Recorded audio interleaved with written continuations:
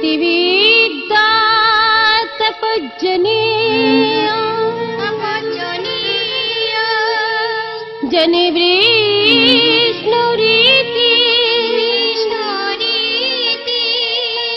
जावि योगे तरिचित देव प्रियोतम में जनहृदय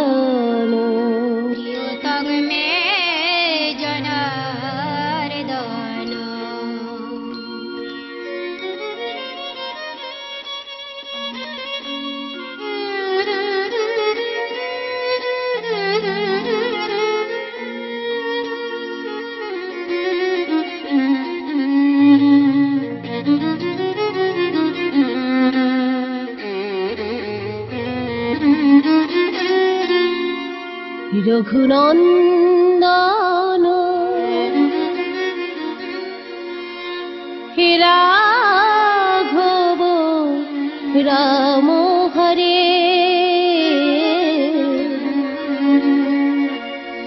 सीतापति राघव राम हरे सीतापति राघव राम हरे रघुनंदन राघव राम हरे सीतापति राघव राम हरे सीतापति राघव राम हरे नयन जले चरण धुआव हृदय कमले तुम्हारे बसाव नयन जले चरण धुआव हृदय कमले तुम्हारे बसाव তোমারি গুণগান আকাশে বাতাসে তোমারি গুণগান আকাশে বাতাসে ভক্ত জনার মাঝারে রঘুনন্দন রাঘব রাম হরে सीतापति राघव राम हरे सीतापति राघव राम हरे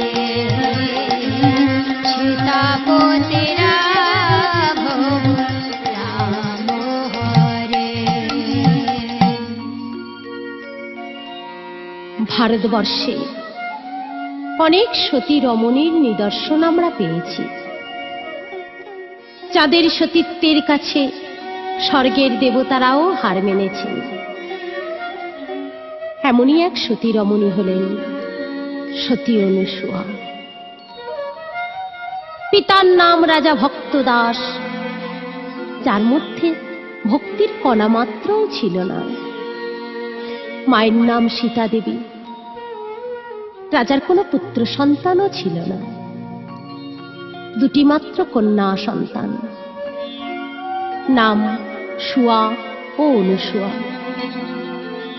রাজা ভক্তদাস দুই কন্যাকে প্রাণের থেকেও বেশি ভালোবাসতেন। দুই কন্যাকে অগাধ ঐশ্বর্যের মধ্যে রেখেছিলেন। দুঃখ কি জিনিস তারা জানত না। এত ঐশ্বর্যের মধ্যে থেকেও দুই বোন নিত্যই প্রভাত কালে গোবিন্দ সেবা করে আর বলে, প্রভাত সময় হলো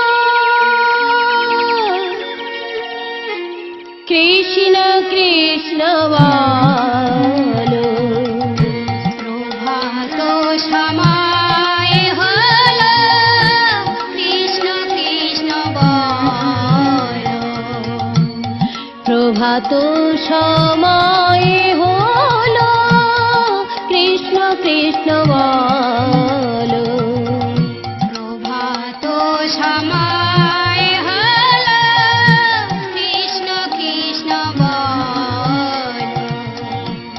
কৃষ্ণ ভজ কৃষ্ণ চিন্তা কৃষ্ণ নাম করো সার, নাম বিনা কুলে জীবের গতি নাহি আর। যেই কৃষ্ণ সে নাম ভজনিষ্ঠা করে, নামের সখিতে আছে আপনি শ্রীহরি। নাম ভজ নাম জপ নাম করো সার। ভজ নাম জপ নাম করো সার। হরি বল হরি বল হরি বল হরি বল। হরি বল হরি বল হরি বল হরি বল হরি বল হরি বল হরি বল হরি বল। হরি বল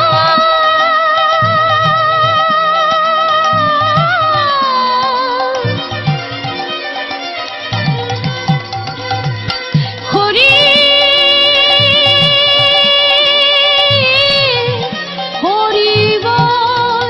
হরি বল হরি বল হরি বল হরি বল।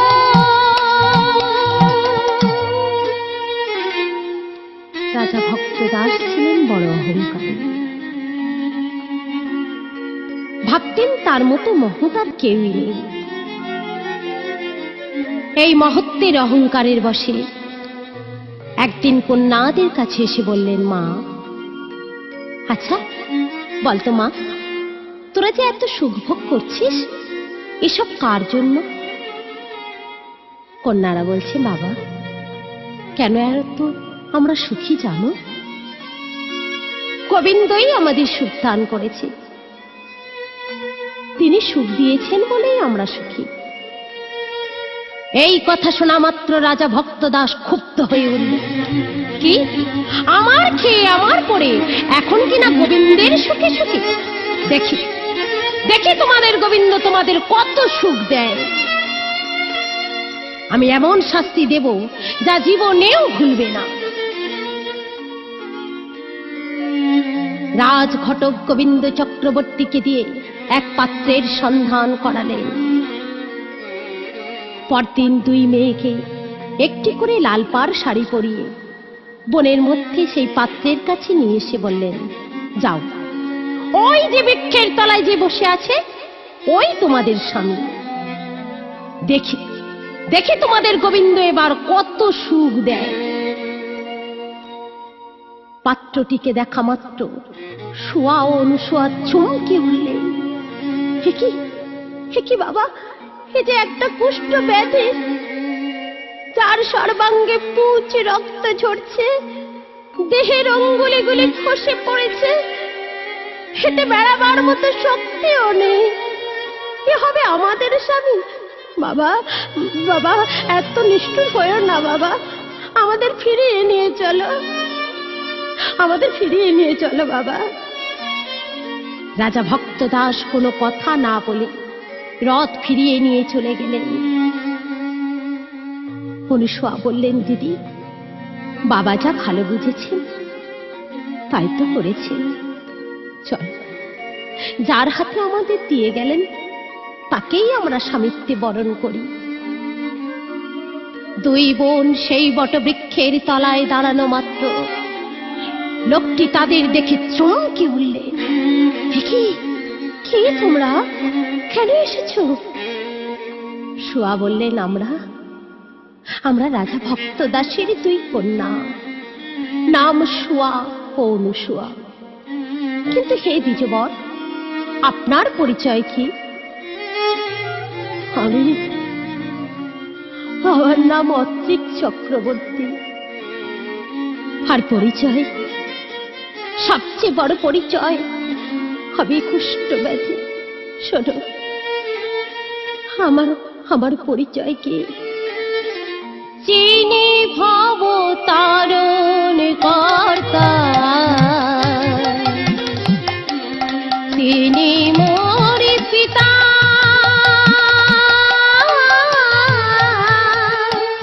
যিনি ভব তারণ কর্তা,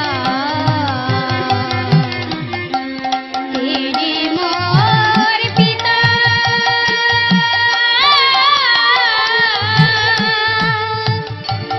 তোমরা যাকে বলো, যাকে বলো, যাকে বলো জগৎ মাতা,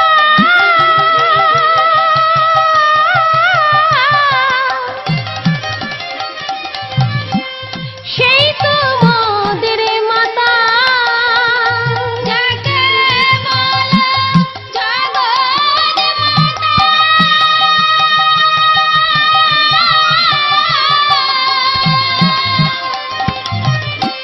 সেই তো মোদের মাতা। ওগো, আমার বলতে কেউ নেই জগতে, আমার বলতে কেউ নেই জগতে। ওই অঙ্গের পোকাগুলি ছাড়া, আমার বলতে কেউ নেই জগতে। আমায় সবাই বলে ছন্ন ছাড়া, অন্যের পোকাগুলি ছাড়া, আমায় সবাই বলে ছন্ন ছাড়া। অন্যের পোকাগুলি ছাড়া, আমার বলতে কেউ নেই জগতে। আমার বলতে কেউ নেই জগতে। আমি একজন কুষ্ঠ ব্যাধি। এই অঙ্গের কুষ্ঠ পোকাগুলি ছাড়া আমার কেউ নেই। কিন্তু কিন্তু তোমরা রাজকন্যা হয়ে এখানে এসেছো কেন? কেন এসেছি জানেন? আমরা আমরা আপনাকে স্বামী রূপে গ্রহণ করতে চাই। না না না, এ তোমরা কি বলছো? রাজকন্যা হয়ে আমাকে স্বামী রূপে গ্রহণ করবে? তোমরা কি বিদ্রুপ করছো না ঠাট্টা করছো? চলে যাও, চলে যাও এখান থেকে, এই মুহূর্তে চলে যাও তোমরা। খাবার জোগাড় করার মতো সামর্থ্য নেই, আমি তোমাদেরকে খাবো। শুয়া বলছে, স্বামী, আমরা দুই বোন তোমায় ভিক্ষা করে এনে খাওয়াবো। কিন্তু আমি যে মৃত্যু পথযাত্রী, তোমরা কি এত কষ্ট সহ্য করতে পারবে? পারবো স্বামী, আমরা সব পারবো। শুধু তোমার চরণে আমাদের আশ্রয় দাও, আমরা সব কষ্ট সহ্য করতে পারবো। এই বলে দুই বোন বনের মধ্যে একটি পাতার কুঠির তৈরি করলেন। কুঠিরের এক কোণে গোবিন্দের ঘট স্থাপন করলেন। এবার গোবিন্দকে সাক্ষী রেখে দুজনে অত্রিককে স্বামিত্বে বরণ করলেন।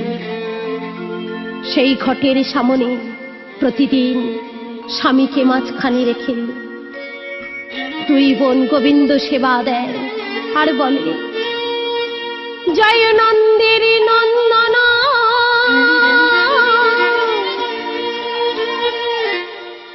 গোপী জনবল্লভ,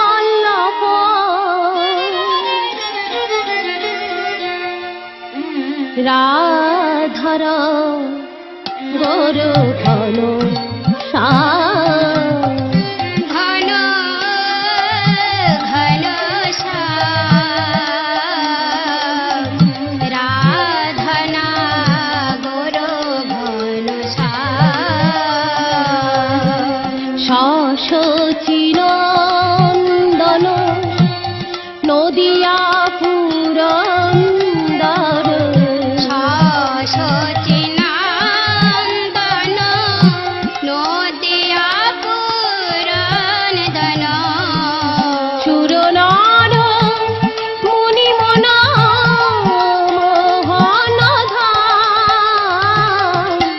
রাধানা গৌর ঘনশ্যাম।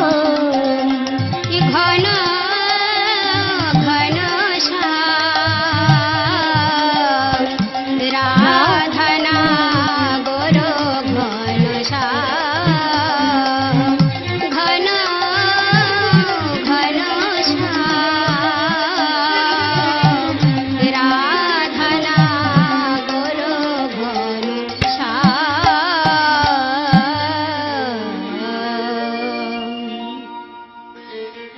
প্রতিদিন সোয়া ভিক্ষা করে আনেন, আর অনুসোয়া স্বামী সেবা ও গোবিন্দ সেবা করে।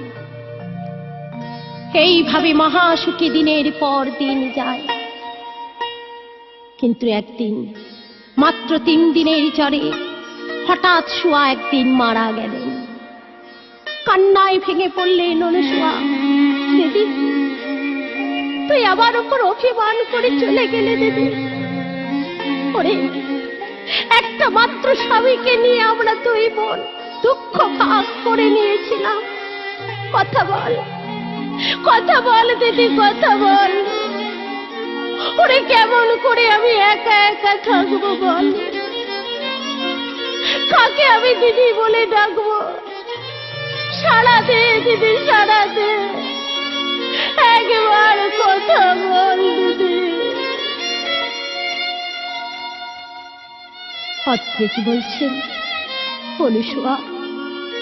বৃথাই কাঁদছ। বুঝে আমাদের ডাকে আর সাড়া দেবে না? ওঠো, ওঠো অনুসোয়া। একা অনুসোয়া বনের মধ্যে কাঠ কেটে দিদির দেহ গতি করলেন। এবার একা অনুসোয়া প্রতিদিন স্বামী সেবা করে, গোবিন্দ সেবা করেন, আবার ভিক্ষায় যান। কেমন করে নিত্য স্বামী সেবা করে। প্রতিদিন প্রভাতে উঠিয়া মাতায় অনুসোয়া নদীতে করিল স্নান। প্রভাতে উঠিয়া মাতায় অনুসোয়া নদীতে করিল স্নান। প্রভাতে উঠিয়া মাতায় অনুসোয়া নদীতে করিল স্নান। প্রভাতে উঠিয়া মাতায় অনুসোয়া নদীতে করিল স্নান। শুদ্ধ বস্ত্র পরি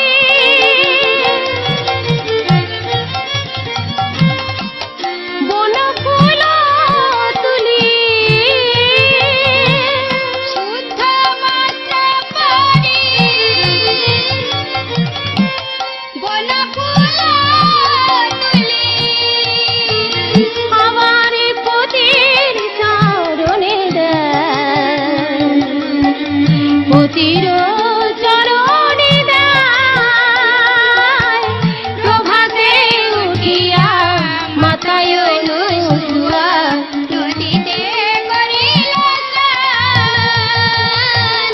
প্রভাতে উঠিয়া মাতায় অনুসোয়া নদীতে করিল স্নান। এমন ভাবে দিনের পর দিন যায়। একদিন দেবশ্রী নারদ ঘুরতে ঘুরতে এলেন অনুসোয়ার কুঠির প্রাঙ্গণে। নিজ নয়নে দেখলেন অনুসোয়ার স্বামী সেবা। ফিরে এলেন স্বর্গধামে, দেখলেন 3 দেবী, মা মহামায়া, লক্ষ্মী ও সাবিত্রী একত্রে বসে আছেন। নারদ তৎসলে এসে বললেন, মা, এ কি নারদ, তুমি? হ্যাঁ মা, আমি মর্তভূমিতে গিয়েছিলাম, সেখানে এক সতী রমণীর দর্শন করে এসেছি। মা মহামায়া ক্ষুব্ধ হয়ে বললেন, নারদ, তোমার তো স্পর্ধা কম নয়, তুমি দেবতা হয়ে সামান্য মানবীর গুণগান করছো? না না না, আমি নিজের চোখে দেখব সে কত বড় সতী রমণী। এই বলে মা মহামায়া ভিখারির বেশ ধরে এসে দাঁড়ালেন অনুসূয়ার দ্বারে। কে আছো? আমার বড় ক্ষুধা পেয়েছে, আমি 3 দিন কিছু খাইনি মা, আমায় দুটো খেতে দেবে মা, আমার বড় ক্ষুধা পেয়েছে।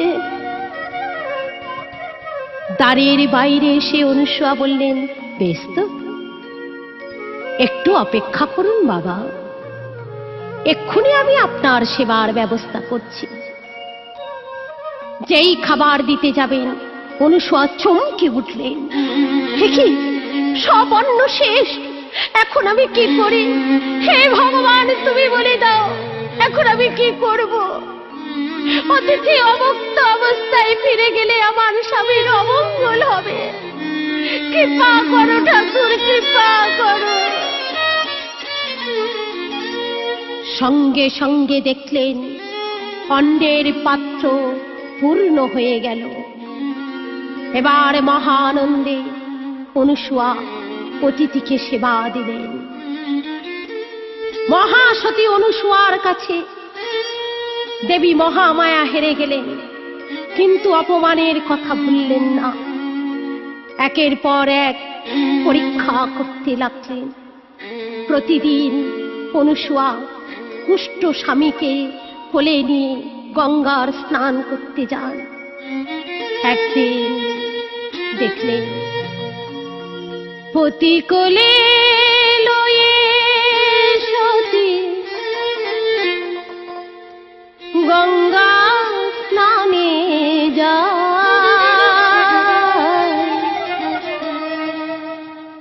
হাজি লক্ষ্য ক্ষীরা পতি তারে দেখিবারে পায়। আজ লোক হীরা পতি তারে দেখিবারে পায়। আজ লোক হীরা পতি তারে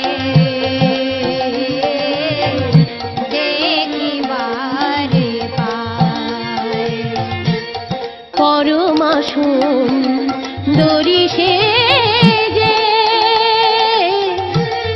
নবীনা যৌবনা, তারে সঙ্গ লাভের সে লুপ্ত হয় মনা। তারে সঙ্গ রুদ্র হয় মোনা। পতি কোলে লয়ে সতী গঙ্গা স্নানে যায়। লক্ষ্য ক্ষীরা পতি তারে দেখিবারে পায়। আজ লোক হীরা পতি তারে দেখিবারে পায়। আজ লোক হীরা পতি তারে দেখিবারে পায়। একদিন পত্রিকের লক্ষ্য পড়ল পতিতা লক্ষ্য হীরার দিকে। মনে মনে লক্ষ্য হীরাকে পেতে লোভ হলো। স্ত্রী অনুসূয়াকে ডেকে বললেন, অনুসূয়া, আমার একটা বাসনা পূর্ণ করবে? বলো স্বামী, তুমি যা বলবে আমি তাই করব। অনুসূয়া, আমি বলছিলাম যে আমি ওই লক্ষ্য হীরাকে পেতে চাই। ও বেশ, তাই হবে স্বামী, তাই হবে। স্বামীর মনের বাসনা পূর্ণ করার জন্য প্রতিদিন লক্ষ্য হীরার অগোচরে তার ঘরের কাজকর্ম সেরে দিয়ে আসতেন। একদিন লক্ষ্য হীরা অনুসূয়াকে দেখে বললেন, বলো বলে তুমি আমার কাছে কি চাও? সঙ্গে সঙ্গে অনুসূয়া বললেন, দিদি আমার স্বামী তোমার কাছে আসতে চায়। বেশ, কাল রজনীতে তোমার স্বামীকে আমার কাছে পাঠাবে।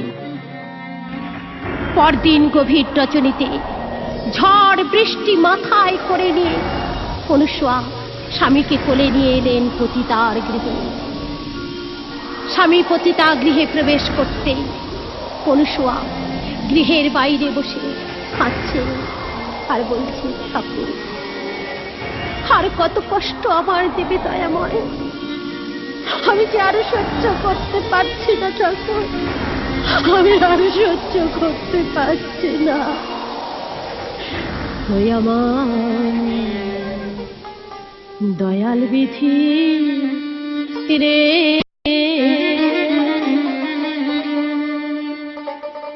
খিলে খালি খেছ বিধি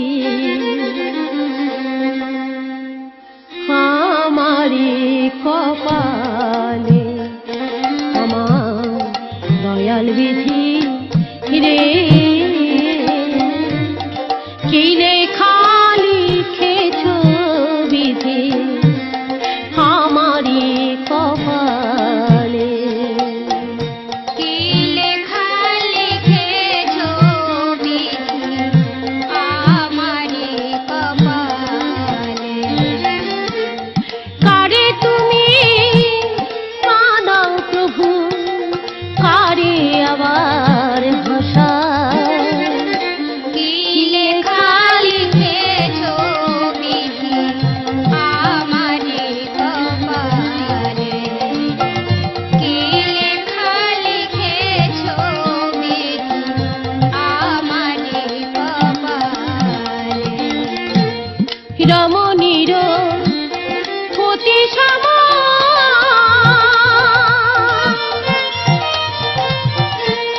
কেহ না গিয়া,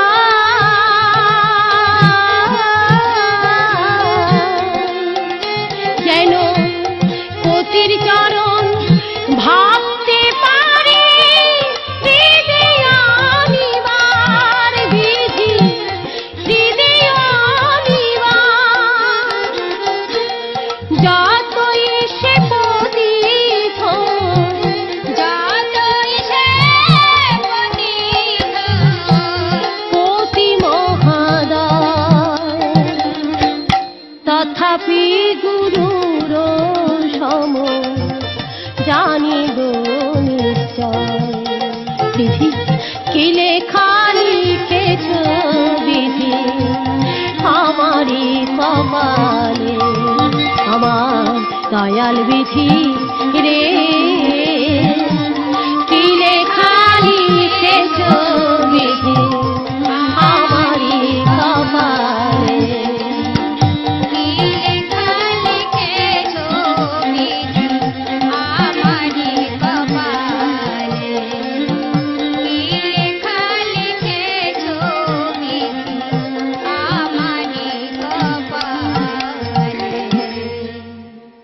আর একদিকে লক্ষ্মীরা বললেন, ব্রাহ্মণ কি আপনি কি করলেন? প্রকৃত হিরে পরিত্যাগ করে আপনি কাঁচের পেছনে ছুটেছেন। হে দ্বিজবর, যিনি বাইরে বসে আছেন সত্যই গঙ্গা জলের মতো শুদ্ধ রমণী, তাকে ছেড়ে কিনা আপনি আমার কাছে? ছি ছি ব্রাহ্মণ, ছি, কি করলেন আপনি? মহাসতীকে ছেড়ে এসেছেন অসতীর কাছে। পত্রিক বুঝতে পারলেন সত্যই তো এ আমি কি করলাম। চিৎকার করে বলে উঠলেন, অনুসূয়া, অনুসূয়া। স্বামীর কণ্ঠস্বর শুনতে পেয়ে ছুটতে ছুটতে ঘরের মধ্যে এসে বললেন, স্বামী কি হয়েছে, কি হয়েছে তোমার? বলো বলে স্বামী। অনুসূয়া, আমি থাকবো না, আমি থাকবো না অনুসূয়া, আমি ভুল করেছি অনুসূয়া, ভুল করেছে, আমাকে তুমি নিয়ে চলো অনুসূয়া, আমায় তুমি নিয়ে চলো। বেশ তো, চলো স্বামী, আমরা গৃহে ফিরে যাই। স্বামীকে কোলে নিয়ে গৃহে ফিরবার পথে এক মহাযোগী যোগে বসেছিলেন। স্বামীর চরণ ঠেকল সেই যোগীর মস্তকে। সঙ্গে সঙ্গে ধ্যান ভঙ্গ হয়ে বলে উঠলেন, আরে আরে পামর, যে মতো সাধনা ভঙ্গ করিলি আমার, সেই মতো আমি তোকে অভিশাপ দিলাম। আজ থেকে এক পক্ষ কাল পর সূর্যোদয়ের সঙ্গে সঙ্গে তোর স্বামীর মৃত্যু হবে। কি করলেন ব্রাহ্মণ, আমায় কৃপা করো, এই স্বামী ছাড়া আমার কেউ নেই, আমার দয়া করুন ব্রাহ্মণ, আমার দয়া করুন। আপনি না ব্রাহ্মণ, আমাকে কৃপা করুন, এই অভাগিনীর স্মৃতির সিঁদুর মুছিয়ে দেবেন না, একবার দয়া করুন। না না না, অসম্ভব। আজ থেকে এক পক্ষ কাল পর তোর স্বামীর মৃত্যু হবেই হবে। অনুসূয়া ক্ষুব্ধ হয়ে বলে উঠলেন, শুনুন দ্বিজবর, বিনা অপরাধে আমার স্বামীকে আপনি অভিশাপ দিলেন। আমিও প্রতিজ্ঞা করলাম, আমি যদি এক ধ্যানে এক মনে স্বামীকে ডেকে থাকি, এ জীবনে যদি স্বামী ছাড়া কিছু না ভেবে থাকি, তোমার এই অভিশাপ আমি ব্যর্থ করে দেব, ব্যর্থ করে দেব, ব্যর্থ করে দেব, ব্যর্থ করে দেব। ঠাকুর, বলো এখন আমি কি করব? আমি কোথায় যাব তুমি বলে দাও ঠাকুর, তুমি বলে দাও। আমি কোথায় যাব বলো? তুমি কোন পরীক্ষায় ফেললে দয়াময়? কি পরীক্ষা ফেলিছ দয়া,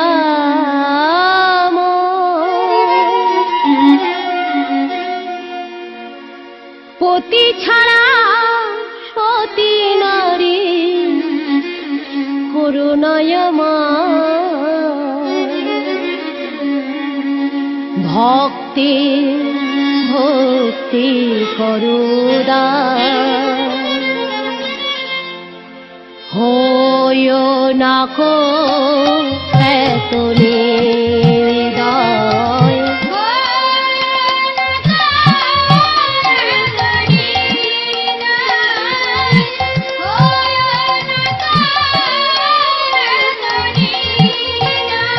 কি পরীক্ষা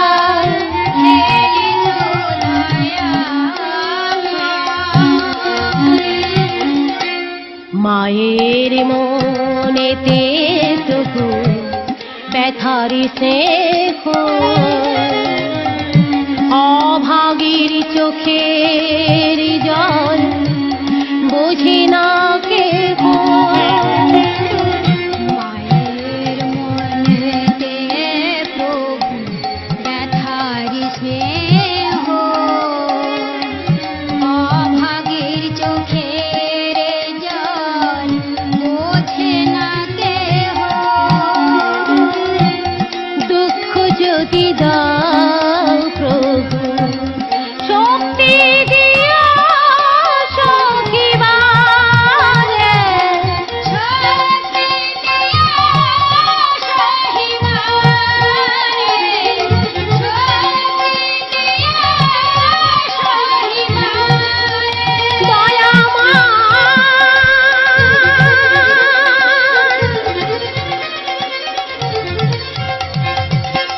কৃপা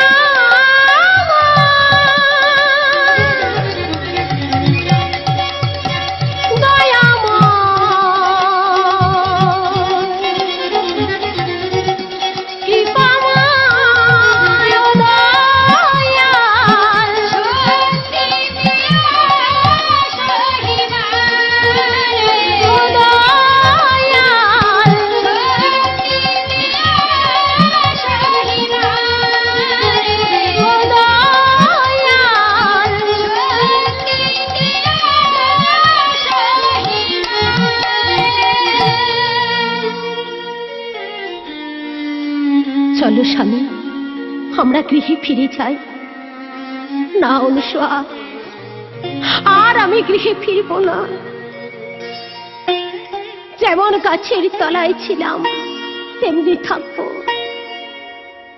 এ জীবনে তো সুখ পেলাম না কোনোদিন।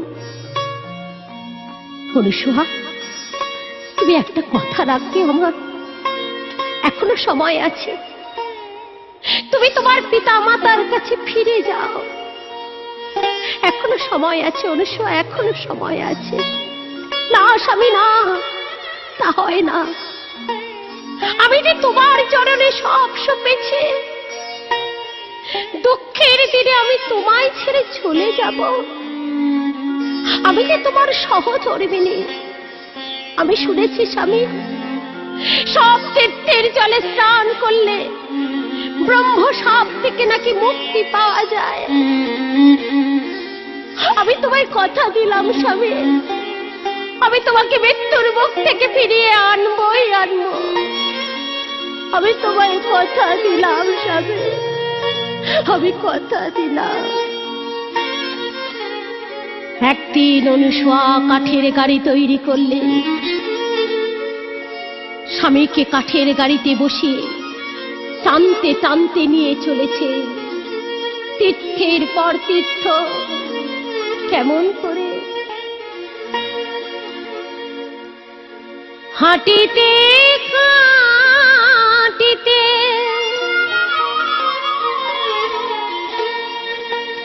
কাঁদিতে কাঁদিতে চলে অনুসয়া আমার, চলে অনুসয়া আমার, চলে অনুসয়া আমার, চলে অনুসয়া আমার। তীর্থে তীর্থে চলে মাতা, পতির সাথে করি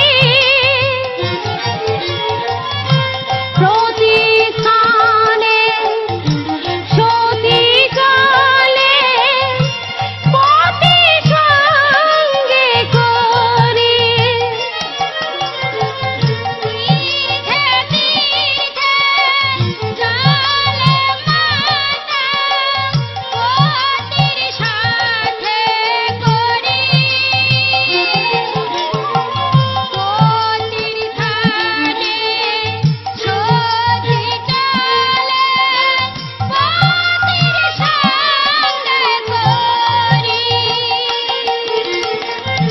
কত দুঃখ কত ব্যথা সহে মায় অন্তরে,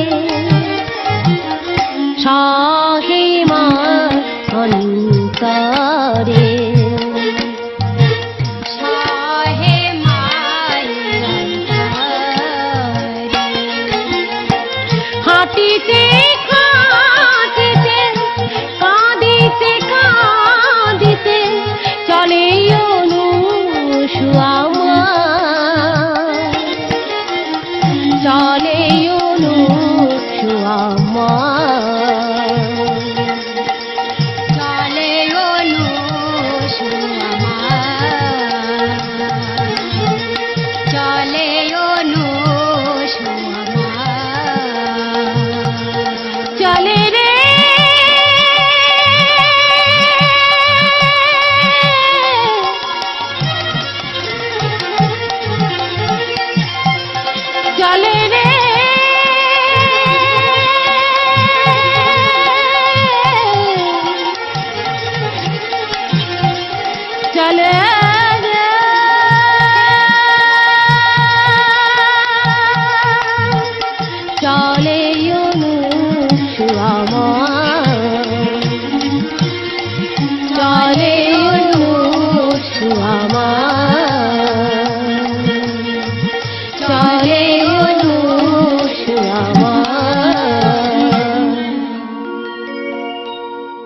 এইভাবে তীর্থের পর তীর্থ স্বামীকে কোলে নিয়ে স্নান করান আচাত্রিকের জীবনের শেষ রচনা।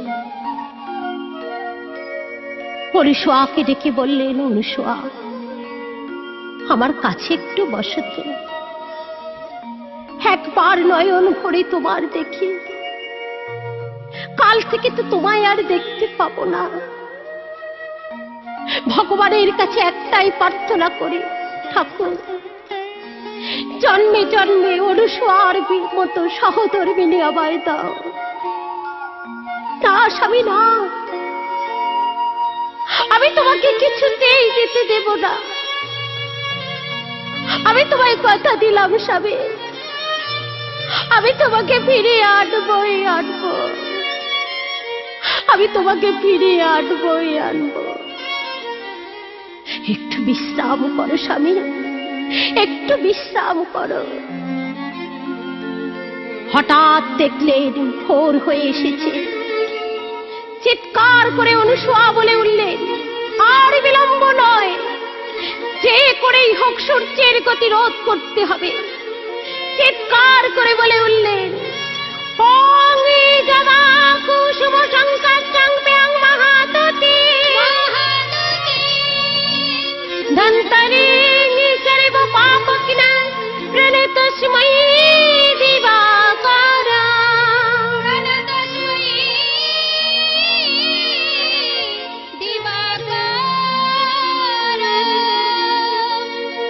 হে দিনমণি, কৃপা করো, কৃপা করো আমার এই অভাগিনীর শীতের সিঁদুর মুছিয়ে দিও না। দয়া করো, আবার দয়া করো। সূর্য দেবতা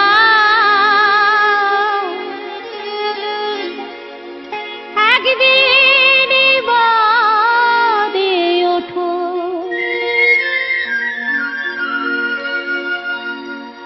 করো জোরে করি মিনতি,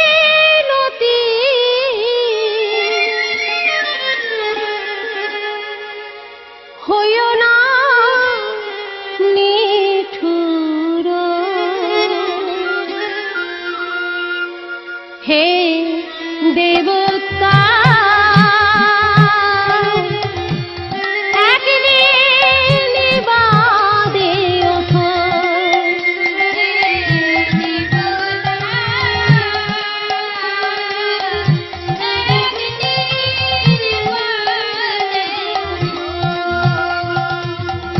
সতী নারীর মান রাখো,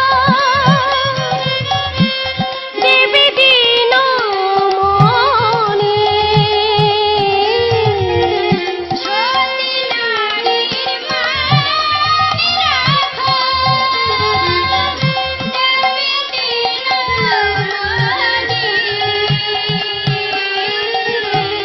পতির প্রাণ দাও গো দানে, করো না করো তুমি। পতির প্রাণ দাও গো দানে, করো না করো তুমি। হে দেবতা একদিন বাদে ওঠো, হে দেবতা একদিন বাদে ওঠো। সতী নারীর মান রাখো, উদয় হইও না। সতী নারীর পতির প্রাণ দান করো গো, হাতের শাখা শিথির সিঁদুর মুছিয়ে দিও না। তোমায় বলি ওগো সূর্য, উদয় হইও না। রুদ্ধ হও, রুদ্ধ হও, রুদ্ধ হও।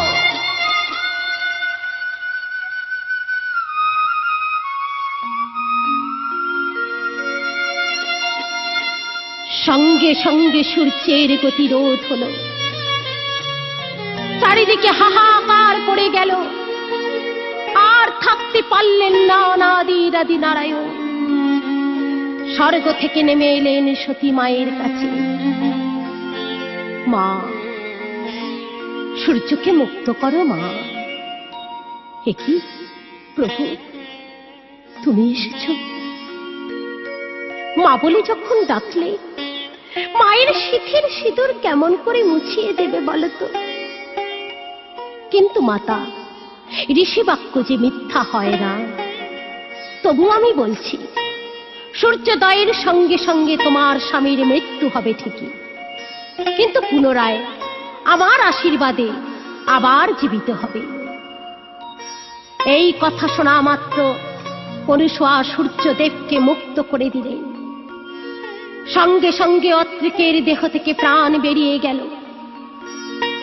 আবার শ্রী বিষ্ণু নারায়ণের আশীর্বাদে পুনরায় প্রাণ ফিরে পেলেন। এবার শ্রী বিষ্ণু নারায়ণ বৈকুণ্ঠে ফিরে গিয়ে ব্রহ্মা ও মহেশ্বরকে ডেকে বললেন, চলো আমরা মর্তভূমিতে যাই, সেখানে এক মহাসতীর আবির্ভাব ঘটেছে। আমরা তিনজন সেই সতী মাকে পরীক্ষা করতে যাব। এই বলে তিন দেবতা চললেন সতী পরীক্ষা। এইভাবে ব্রহ্মা, বিষ্ণু, মহেশ্বর তিনজন ভিখারির বেশে অনুসূয়ার দ্বারে এসে দাঁড়ালেন। অনুসূয়া তিন যুবক ভিখারিকে দেখা মাত্র ঘরে যা চাল ছিল দিতে যাবেন, এমন সময় ভিখারিনী বলে উঠলেন, মা, আমরা একটা ব্রত করেছি। যার হাতে প্রথম ভিক্ষা নেব তাকে বিবস্ত্র অবস্থায় ভিক্ষা দিতে হবে। ছি ছি ছি ছি, এ কেমন করে সম্ভব? তাড়াতাড়ি করে কুঠিরের মধ্যে গিয়ে স্বামীকে সব খুলে বললেন। অত্রিক বললেন, অনুসূয়া, তুমি ভগবানের শরণ নয়, তিনি যা হোক একটা ব্যবস্থা করবেন। অনুসূয়া খটের সামনে গলে বসন দিয়ে বলছেন, দয়াময়, বলো আমি এখন কি করব? নামেটি তোমার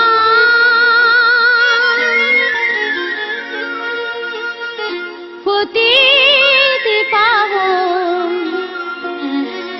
তিনি লোকে বলে বলে, নামটি তোমার পতিত পাবন, তিনি লোকে বলে বলে।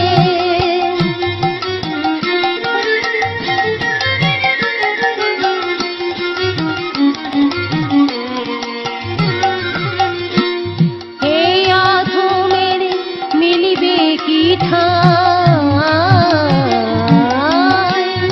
এই অধমের মিলিবে কি ঠাঁই, চরণে পাদ তলে,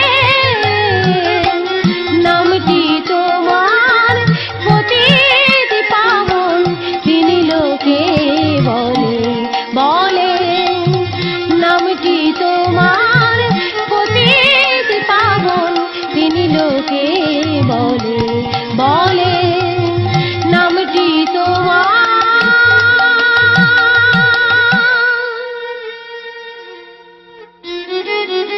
এমন সময় দৈববাণীতে কে যেন বলে উঠলেন, অনুসূয়া, আমার ঘটের জল নিয়ে ওই তিন যুবকের গায়ে ছিটিয়ে দাও, যা বলবে তাই হবে। সঙ্গে সঙ্গে অনুসূয়া গোবিন্দের ঘটের জল নিয়ে তিন যুবকের গায়ে ছিটিয়ে দিয়ে বললেন, তোমরা যেই হও, তোমরা শিশু হয়ে রও। সঙ্গে সঙ্গে শিব হলো 6 মাসের শিশু, ব্রহ্মা বছর খানেকে হামাগুড়ি দিচ্ছে, আর নারায়ণ 1.5 বছরের একটু বেশি, 1 পা 2 পা করে চলেছে, আবার পড়ে যাচ্ছে। এবার মা অনুসূয়া সকলের কাঁধে যে ঝোলা ছিল তাতে বিবস্ত্র অবস্থায় ভিক্ষা দিলেন, আর স্বামীকে ডেকে বললেন, দেখো দেখো স্বামী, ওই 3 যুবক ভিখারি কেমন শিশু হয়ে গেছে। আমাদের তো কোনো সন্তান নেই, আমরা ওই 3 শিশুকে মানুষ করব। দুজনে মিলে 3 শিশুকে মানুষ করতে লাগলেন।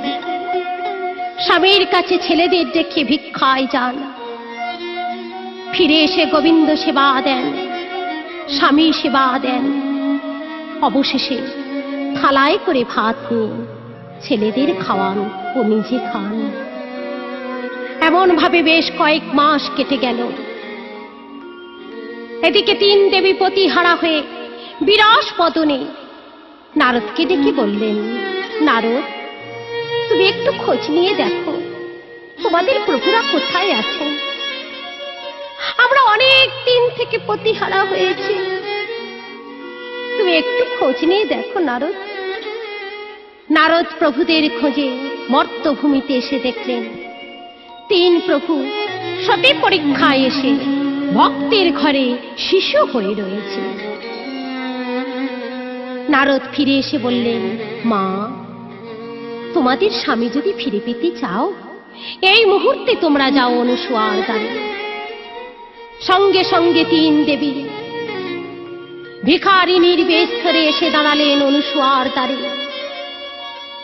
ভিখারিনীর কণ্ঠস্বর শুনতে পেয়ে অনুসুয়া ঘরের মধ্যে যে চাল ছিল দিতে যাবেন, এমন সময় 3 ভিখারিণীগণ বলে উঠলেন, মা, তোমার কাছে আমরা পতি ভিক্ষা করতে এসেছি, আমাদের পতি ভিক্ষা দাও মা। পতি ভিক্ষা? তোমাদের প্রতি আমি কেমন করে দেব মা? তোমার এই 3 সন্তান আমাদের স্বামী, ফিরিয়ে দাও মা, আমাদের স্বামী ফিরিয়ে দাও, ভিক্ষা চাইছি। অনুসুয়া মনে মনে ভাবলেন, আমি একজন নারী হয়ে অপর কোনো নারী পতিহারা হোক এ আমি কেমন করে চাইব। সঙ্গে সঙ্গে গোবিন্দের ঘটের জল এনে ওই 3 শিশুর গায়ে ছিটিয়ে দিয়ে বললেন, তোমরা যেমন ছিলে তেমন হও। সঙ্গে সঙ্গে 3 শিশু পুনরায় যুবক ভিখারি হলেন। যাও, তোমাদের স্বামী নিয়ে গৃহে ফিরে যাও। এবার 3 ভিখারি বলে উঠলেন, মা, দেখো তো আমরা কারা। অনুসুয়া মুখ তোলা মাত্র চমকে উঠলেন, দেখি প্রভু, তোমরা এসেছ। এতদিন এই কাঙালিনীর ঘরে তোমরা শিশু হয়েছিলে। ওগো দয়াময়, ওগো কৃপাময়, এ তোমার কেমন খেলা। তুমি সর্বে সরে সর,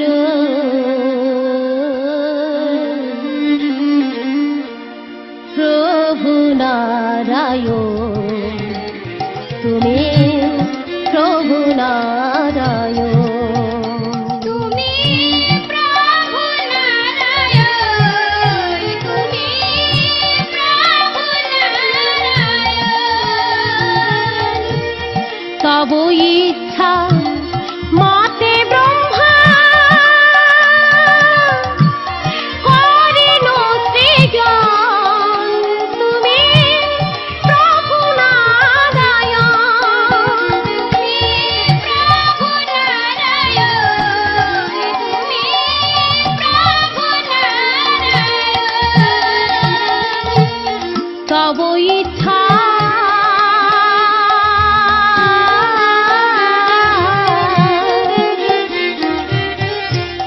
মতে সে করেন সংহার, তুমি প্রভু নারায়ণ। তুমি প্রভু নারায়ণ, তুমি প্রভু নারায়ণ। তুমি প্রভু নারায়ণ, তুমি প্রভু নারায়ণ। নারায়ণ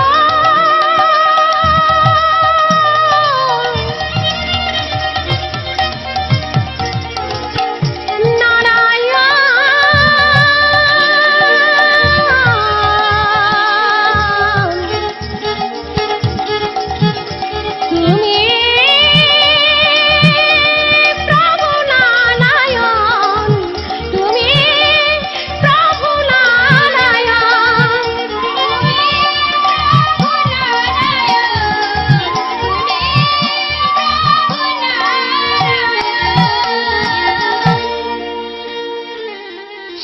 কৃষ্ণনারায়ণ বললেন, মা, আমরা তোমাকে পরীক্ষা করতে এসেছিলাম। তুমি সতী পরীক্ষায় উত্তীর্ণ হয়েছ। আমরা তোমায় বর দিতে চাই মা। নারায়ণ বললেন, মা, আমি তোমায় আশীর্বাদ করলাম, জন্মে জন্মে সতী রমণী হয়ে জগতের মাঝে বিরাজ করবে।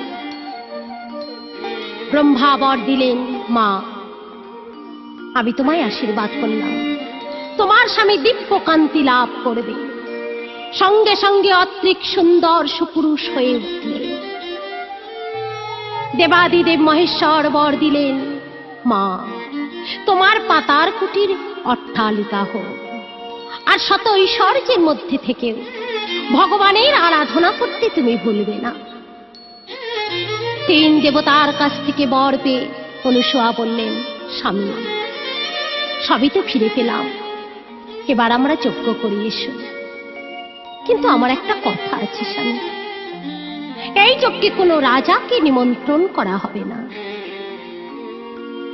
অনুসূয়ার কথা মতো দেশের সমস্ত মুনি ঋষিরা নিমন্ত্রিত হলেন, কিন্তু কোনো রাজা নিমন্ত্রিত হলেন না। কিন্তু যজ্ঞস্থলে মুনি ঋষিদের সঙ্গে রাজা ভক্তদাসও এলেন সেই স্থলে।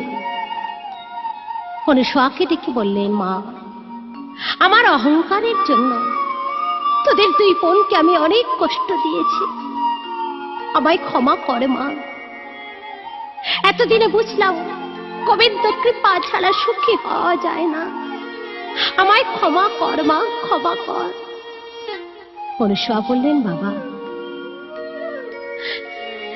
আমরা যে এত দুঃখ পেয়েছি সব আমার গোবিন্দের ইচ্ছা। বাবা, এসো আমরা সবাই যজ্ঞস্থলে বসি। যজ্ঞস্থলে সবাই মিলে গেয়ে উঠলে, মুকুন্দ মাধব গোবিন্দ